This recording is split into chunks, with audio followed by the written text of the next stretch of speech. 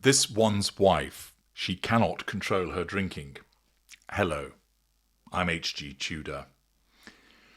We have often seen this one's wife enjoying a drink. When she had her shit show with Love Meghan, there are numerous instances showing her imbibing with her guests. She has been seen at events where there is a wine glass in her hand containing wine. For instance, at the recent Shit on the Table event that she attended, she was seen drinking there. It was claimed that when she was involved in the Windsor walkabout at the time of the death of Queen Elizabeth II, that she was called upon to go out there at short notice and that she was drunk because she had been drinking and not expecting to make an appearance. There have been many instances whereby she has faced allegations of being a day drinker, and we've seen Instagram posts, Instagram videos where drink has been involved. This has taken on an extra dimension as a consequence of a post from Crazy Days and Nights, which stated, "The one thing the illiterate one, which means this one's wife, does not have control of in her world is her drinking." Now, given the fact that we have seen on many instances that she does enjoy a drink, but she's not actually been pictured falling over or being carried in a state of inebriation to a vehicle, is it correct to say that she doesn't have control of this? Is it perhaps that she is a drinker who drinks all day, but manages to keep a lid on it so that you'd have to look very carefully to see that it was the case? Is it that she is a functioning alcoholic, whereby every day she must drink and starts off from an early point, relying upon other people to attend to the chores, the gardener, the housekeeper, the nannies, etc., which allows her to engage in this drinking? It's something that has raised its head above the parapet on numerous occasions to suggest that she is something of a drinker. And we have this blind item from Crazy Days and Nights suggesting that it's actually out of control.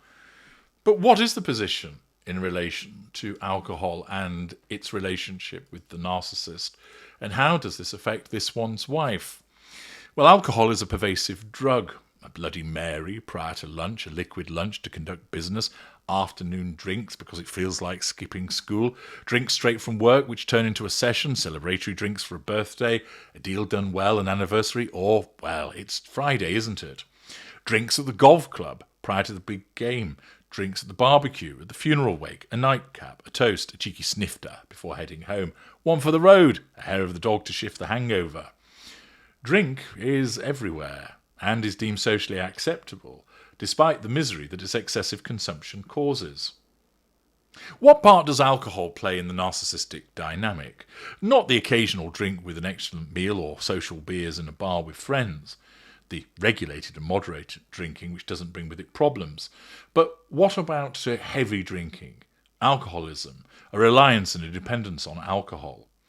This is the suggestion that where this one's wife finds herself at, that she is a heavy drinker and has a reliance upon it. Is this something that might occur with a narcissist? And if so, how does that factor into the narcissistic dynamic for her? At the outset, it's important to distinguish between the alcoholic who is not a narcissist and the narcissist who is an alcoholic. This is important because narcissism and alcoholism actually share similar traits. There's the deceit that's involved in engaging in excessive drinking and engaging in narcissistic behaviour. Both have sufferers who lack any insight that they have a problem. Both require the manipulation of other people to achieve their aim. The narcissist manipulates to gain the prime aims, the alcoholic manipulates to drink. Both engage in telling lies on a repeated basis about what they've been doing, where they've been, how much they've had to drink, whether they have had a drink. Both result in selfish behaviour. Other people find themselves being put second on a repeated basis to the needs of either the narcissist or the alcoholic. Both engage in switching behaviour, being pleasant and likeable one moment and then suddenly abusive, and the pursuit of the end game, the prime aims or drink, becomes the sole concern of the relevant individual. Accordingly, the behaviours of the narcissist and the alcoholic appear most similar. The alcoholic may present with narcissistic traits, but a sober alcoholic will see the appearance of those narcissistic traits reduced to reveal that she is actually an alcoholic, but not a narcissist. The imposition of the need to have a drink, becoming drunk, amounts to an external stressor, which reduces the emotional empathy of the non-narcissist alcoholic, so that their narcissistic traits, selfishness, anger, lack of honesty, etc. come to the fore. This then results in unempathic behaviours, but they are linked to the imposition of the external stressor and the reduction of emotional empathy, not the absence of emotional empathy of the narcissist, nor the need for the prime aims, which is what the narcissist requires. The addition of alcohol to that particular individual makes them narcissistic in their behaviours, but they are not a narcissist. We know that this one's wife is a narcissist. I have detailed her behaviours, which are supported by the evidence that show that that's what she is. With a narcissist who's also an alcoholic or has a heavy reliance upon alcohol, they might stop drinking, but of course the narcissism will remain. Indeed, there are many occasions where a victim will realise they're involved with an alcoholic, but they will not realise this person is actually a narcissist who is also an alcoholic, since alcoholism is far more readily identifiable than narcissism. I like a drink. In fact, I enjoy it very much, and I can consume significant amounts. But I don't become blind drunk because I don't want to lose control, and indeed, I value my health, and therefore there are significant periods where I don't drink. For example, I haven't had a drink for 2 months at the time of speaking to you now, although that's shortly going to change. Hip hip huzzah! But in any case, I have seen the narcissist who is an alcoholic, and that's my Uncle Robert. His aged frame and bitterness are a clear testament to the ageing that comes with a lifetime of downing his first gin and tonic at 11 a.m. and not stopping until the stupor arrives sometime after 9 p.m. Watching him as I was a younger man, observing his behaviours arising from his drinking and later understanding that this was a layer upon his rampant narcissism, this served as a useful warning to me to ensure that I drink for my purposes and didn't allow it to consume me. I'm fortunate, primarily as a consequence of my psychopathy, that allows a greater level of self-control and discipline, which is not something that many of our kind have, and that's certainly something that is applicable to this one's wife. That whilst she needs to assert control over people, she may well be devoid of the assertion of control in relation to her own behaviours.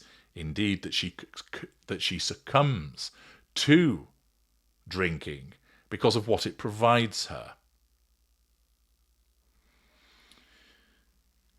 The traits of the narcissist lend themselves to somebody fostering alcoholism or being a heavy drinker.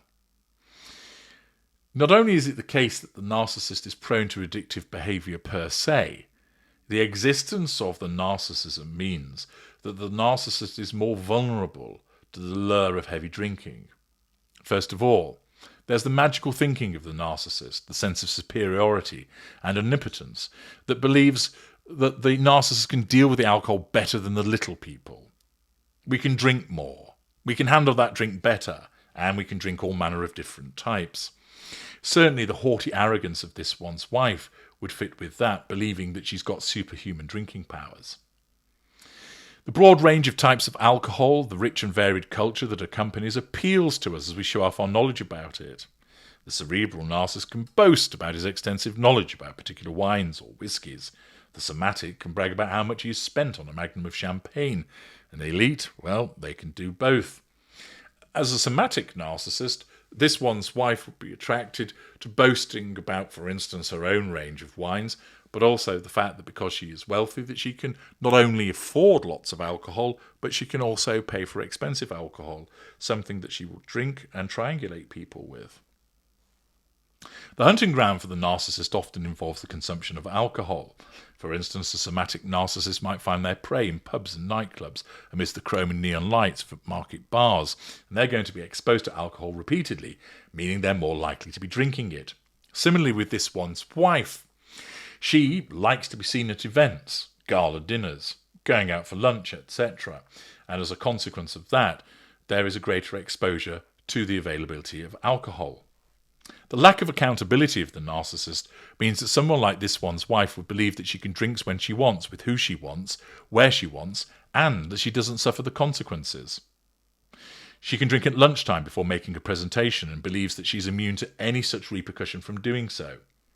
It might be the case she could take the wheel of a car having consumed alcohol, although that's less likely because she's often driven around, but the mindset would be that the laws are not applicable to her.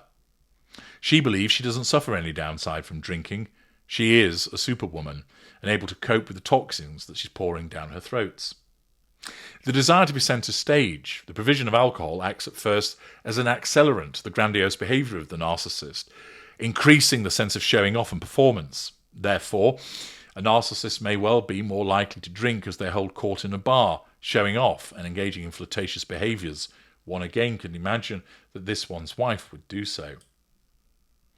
Blame shifting is also a part of it.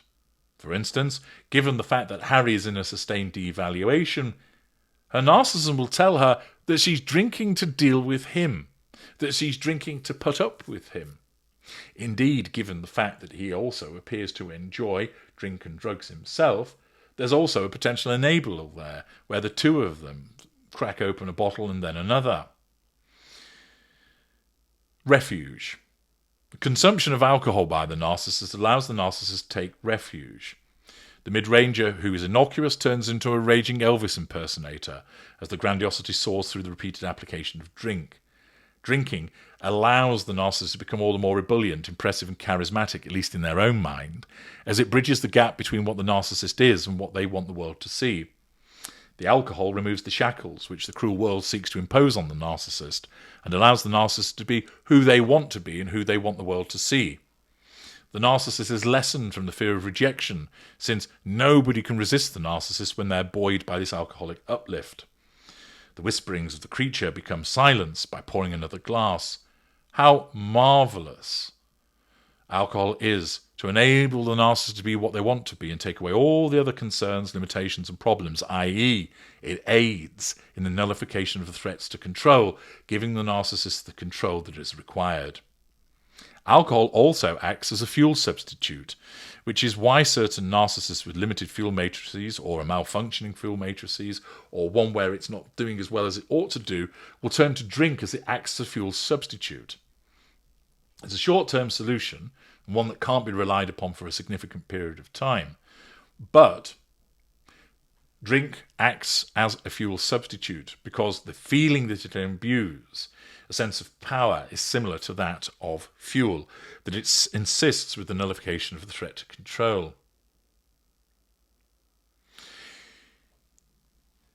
It's also the case that the mask of alcohol and drunkenness that comes with it provides a degree of relief to the narcissist, because although this one's wife doesn't know what she is, her narcissism still has to labour with the presentation of facade and the utilisation of veneer, the wearing of a mask, and therefore drunkenness can alleviate that for a period of time, providing a sense of subconscious relief.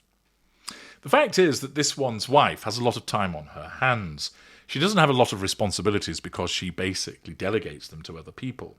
She has money. She has access to alcohol. We've seen that she enjoys a drink. There are multiple occasions where she's seen drinking. And whilst we haven't seen her staggering around, there is the possibility that she is somebody who is an out-of-control drinker as a consequence of the various traits of her narcissism, as I have explained. And therefore, whilst we don't know for certain that her drinking is out of control, there is an increased risk given the fact that she is a narcissist. I'm H.G. Tudor. Thank you for listening.